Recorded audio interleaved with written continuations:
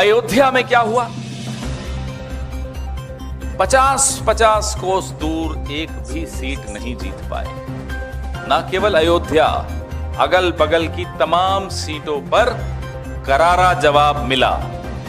आप सुबह से शाम तक देखिए कैसे गालियां दे रहे हैं ये अयोध्या वासियों को, राम भक्तों को। अब वो एनडीए का फुल फॉर्म मालूम है आपको? Naidu dependent alliance, Nitish dependent alliance. पिछले 10 साल में कितनी बार एनडीए का नाम लिया, कभी आपने सुना? कि आप पिछले 10 साल में एनडीए का नाम नहीं लिया। आज 1 घंटे में कितनी बार नाम ले लिया एनडीए का? 1.5 घंटा चल गया। 1.5 घंटे के भाषण में एनडीए का नाम कितना ज्यादा लिया गया।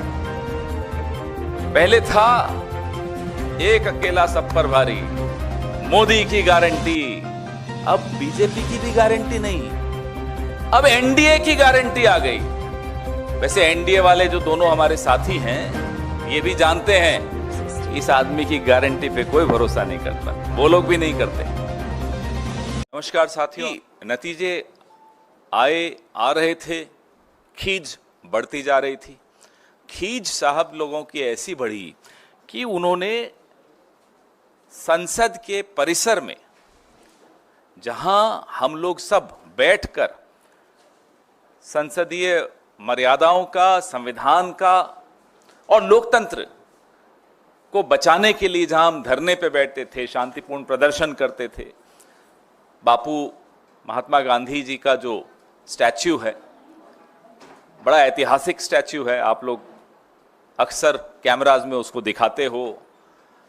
और जैसा मैंने कहा, उन्हीं के चरणों में बैठकर, यही भाजपा जब विपक्ष में होती थी, ये लोग भी उन्हीं के चरणों में बैठकर हमारे खिलाफ विरोध करते थे और लोकतंत्र की रक्षा करते थे, संविधान की रक्षा करते थे। हम विपक्ष में आए, हम भी वही कर रहे थे। लेकिन ये एक अनोखे प्राणी हैं। वो बड़े बुजुर्ग कहते हैं ना, जो कोई व्यक्ति अगर बुराई का प्रतीक बन जाता है तो वो एक अंगारे के माफिक हो जाता है। जलता है तो हाथ जला देता है और बुझता है तो हाथ काले कर जाता है। तो ये बुझते बुझते भी हाथ काले करते जो जा रहे हैं। महात्मा गांधी का स्टैच्यू,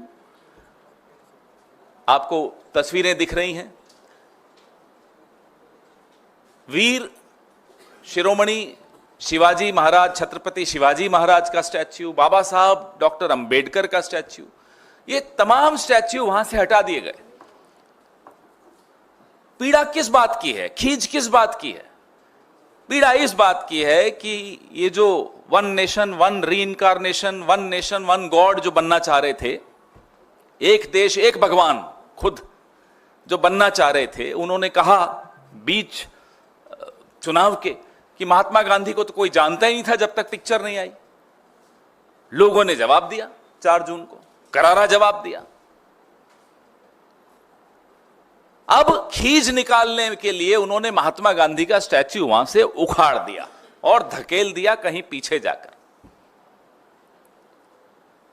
संविधान की पूरी लड़ाई राहुल गांधी, मल्लिकार्जुन खड़गे साहब, हमारे तमाम नेता, प्रियंका जी, पूरे चुनाव प्रचार के दौरान उन्होंने प्रचार से भी ज्यादा संविधान को बचाने की मुहिम छेड़ दी थी। क्योंकि संविधान पे जो खतरे के बादल मंडरा रहे थे, वहीं 7 लोक कल्याण मार्ग से ही निकल कर आ रहे थे। तो बाबा साहब अंबेडकर के खिलाफ भी खींच निकाल दी, उनका स्टैच्यू भी यहां से उखाड़ दिया, पीछे धकेल दिया। महाराष्ट्र के नतीजे आपके सामने हैं। करारा जवाब महाराष्ट्र के लोगों ने भी दिया। तो महाराष्ट्र के लोगों से बदला लेना के लिए उन्होंने क्या कदम उठाया कि छत्रपति शिवाजी महाराज का स्टैच्यू भी यहां से उखाड़ दिया और पीछे धकेल दिया। अयोध्या में क्या हुआ? 50-50 कोस दूर एक भी सीट नहीं जीत पाए। ना केवल अयोध्या, अगल बगल की तमाम सीटों पर करारा जवाब मिला। आप सुबह से शाम तक देखिए कैसे गालियां दे रहे हैं ये अयोध्या वासियों को, राम भक्तों को। तो ये खींच निकालना, अपने आप को इन तमाम महापुरुषों से ऊपर मान लेना, अपने आप को भगवान से ऊपर मान लेना, अभी भी ऐंठ गई है। तो भी देखिए आप, आज का भाषण थोड़ा बहुत मेरे कानों में भी पड़ा, इतना अटपटा भाषण, खींच इतनी ज्यादा, झेप नहीं मिटा पा रहे। अब वो एनडीए का फुल फॉर्म मालूम है आपको? नायडू डिपेंडेंट अलायंस या नीतीश डिपेंडेंट अलायंस। पिछले 10 साल में कितनी बार एनडीए का नाम लिया, कभी आपने सुना? गिना, पिछले 10 साल में एनडीए का नाम नहीं लिया। आज 1 घंटे में कितनी बार नाम ले लिया एनडीए का? 1.5 घंटा चलिए आप, 1.5 घंटे के भाषण में एनडीए का नाम कितना ज्यादा लिया गया। पहले था एक अकेला सब पर भारी, मोदी की गारंटी, अब बीजेपी की भी गारंटी नहीं, अब एनडीए की गारंटी आ गई। वैसे एनडीए वाले जो दोनों हमारे साथी हैं, ये भी जानते हैं इस आदमी की गारंटी पे कोई भरोसा नहीं करता, वो लोग भी नहीं करते। दुख इस बात का है कि आपकी जो खींच है हमसे निकालिए, निकालते रहते हैं, पिछले 10 साल से निकाल रहे हैं, राहुल गांधी से आप निकालते रहते हैं, निकालिए, हम मुकाबला करेंगे आपका। आपकी खींच तो आप नेहरू जी से निकालते रहते हैं, उसके लिए मुकाबला करने की जरूरत ही नहीं है। नेहरू जी का कद इतना बड़ा है कि आप अटल जी के पांव की धूल के बराबर नहीं, आप नेहरू जी का मुकाबला करने चले। तो आप अपनी खींच छत्रपति शिवाजी महाराज से निकालने की कुछ चेष्टा क्यों कर रहे हैं? डॉक्टर बाबा साहब भीमराव अंबेडकर जी से आप अपनी खींच क्यों निकाल रहे हैं? उनकी क्या गलती थी? यही कि वो एक बहुत ही बढ़िया, बहुत ही उम्दा संविधान के शिल्पकार थे, जिससे मेरे और आपके हकों की रक्षा होती है। आप क्यों महात्मा गांधी के इतने खिलाफ हैं? ठीक है, आपके वैचारिक पूर्वजों ने जो किया वो किया, आपके वैचारिक पूर्वजों ने गांधी पर गोली चलाई, तो गोली चलाने से पहले वो भी झुके थे उनके सामने। जिस तरह से आज आप संविधान के सामने झुक रहे थे ना, हमारे मन में यही विचार आ रहा था कि जब राजीव जी की हत्या की, वो महिला भी राजीव जी को पहले हार पहनाया, उनके सामने झुकी और फिर हत्या की। तो आज मैं बड़ा घबरा रहा था जब ये संविधान के आगे झुक रहे थे। हम मांग करते हैं कि जो 2 कमिटियां बनी थी, ये मेरी प्रेस विज्ञप्ति में दोनों कमिटियों की जिक्र है।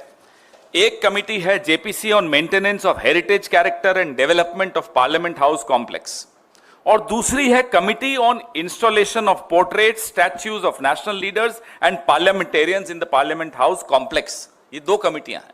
आपको हैरानी होगी जानकर कि ये जो कमिटी है पोर्ट्रेट्स और स्टैच्यूज वाली, इसकी आखिरी मीटिंग 18 दिसंबर 2018 को हुई थी। 6 साल से कोई मीटिंग नहीं हुई। तो हम यह स्पष्टीकरण चाहते हैं, भारत की जनता को यह बताएं, महाराष्ट्र की जनता को बताएं। खैर, छत्रपति शिवाजी महाराज सिर्फ महाराष्ट्र के नहीं, हम सबके हैं, हम सबको बताएं। बाबा साहब अंबेडकर सबके हैं, महात्मा गांधी तो पूरे विश्व के हैं ही। हम सबको आप बताइए कि इन महान विभूतियों को हटाने के पीछे आपकी मंशा क्या है? क्या चाहते हैं आप? कि हम इन लोगों की चरणों में बैठकर आपका विरोध नहीं कर सकें? हम करेंगे। हम जहां बैठ जाएं, माटी उन्हीं की है। ये लोकतंत्र की रक्षा करेंगे, आपको हम जवाबदेह बनाएंगे, और संसद के भीतर और संसद के बाहर आपको इन तमाम सवालों के जवाब जनता को देने पड़ेंगे।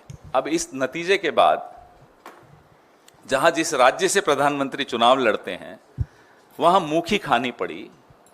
इस नतीजे के बाद जहां प्रधानमंत्री का विनिंग मार्जिन 1.5 लाख और किशोरीलाल शर्मा जी का 1,66,000, उसके बाद भी अगर यही राग अलाप रहे तो साहब ये सुधरे नहीं है। अभी तो पहला डोज मिला था इन्हें जनता द्वारा, ये तो वैक्सीन का पहला शॉट है, 2 शॉट और 1 बूस्टर डोज, अभी 2 बचे हैं। ये पूरी ऐंठ ये जनता निकालेगी। जो 2009 में सवाल पूछ रहे थे ईवीएम के, 14 में वो क्यों चुप हुए? कौन थे आपको मालूम है? भारतीय जनता पार्टी के 2009 के अध्यक्ष लालकृष्ण आडवाणी जी, जीवीएल नरसिम्हा जी, तमाम भारतीय जनता पार्टी, अरुण जेटली जी, सुषमा स्वराज जी, मुरली मनोहर जोशी जी, तमाम लोग 2009 में ईवीएम पे सवाल उठाते थे, हमने क्या कहा, आप सवाल मत उठाओ। हमने भी, चुनाव आयोग ने भी, सबने सवालों के जहां तक हो सकता था जवाब दिए। ये ऐसे छुई मुई व्यक्ति हैं कि न खुद सवाल झेल पाते हैं, न ईवीएम पे सवाल उठाने देते हैं। सवाल पूछ लिया क्या मतलब हमला कर दिया? सवाल हमला नहीं होता, सवाल सवाल होता है। उसका जवाब देने का मादा लाइए प्रधानमंत्री जी। अब जितने भी साल आपके पास हैं, महीने आपके पास हैं, हम नहीं जानते, हफ्ते आपके पास हैं, हमें क्या मालूम कितना है, लेकिन जितना भी समय अब आपके पास बचा है, एक आदत डाल दीजिए कि ये देश सवाल पूछेगा, देश का विपक्ष सवाल पूछेगा, देश का मीडिया सवाल पूछेगा और उसका जवाब देना पड़ेगा। ये हमला नहीं है, सवाल है।